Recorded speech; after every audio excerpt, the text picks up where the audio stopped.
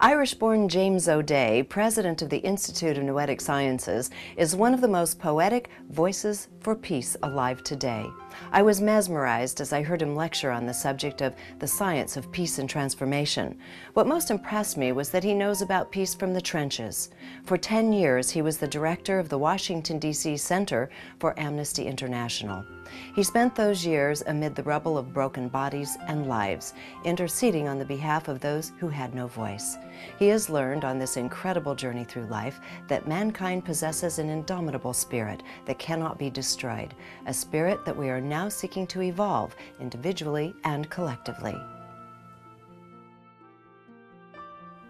I lived in Beirut in 1982 and 83 when Beirut was bombed and the war occurred, and then the PLO were sent out, and then the Israelis invaded West Beirut. There were a whole sequence of complex historical occasions that I won't go into here, but at one point there was also a massacre in the Palestinian camps, the Sabra Shatila camps. And I sometimes say, if I were graphing my life, that the low point, the point where the darkness was so palpable, was in Beirut during that period of the massacres. Because I could experience the war and the bombing and the fear, but to actually be close to a situation where whole families were massacred around the table, where they found children murdered under the beds, in hallways, in toilet rooms, on the threshold, on the doorsteps of their houses.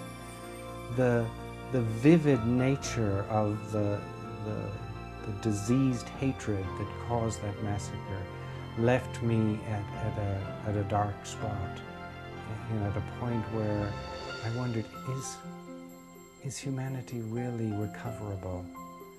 And shortly after that, I went to a camp that had been completely destroyed in the bombing south of Beirut.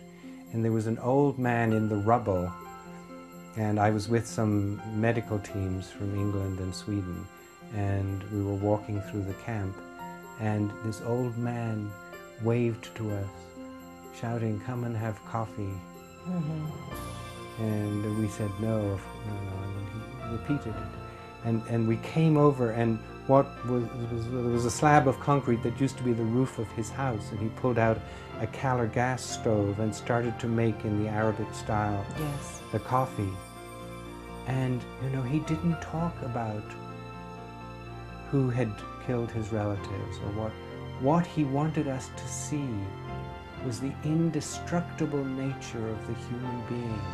He wanted desperately for us to see his dignity, and we witnessed that dignity. That was the moment of my recovery, because I saw that the spirit of the human is indestructible in that sense. No bomb, no massacre can even take that away. This interview is a hot water bottle for the heart. Don't miss it. You can see the full interview by logging on to ConsciousMediaNetwork.com.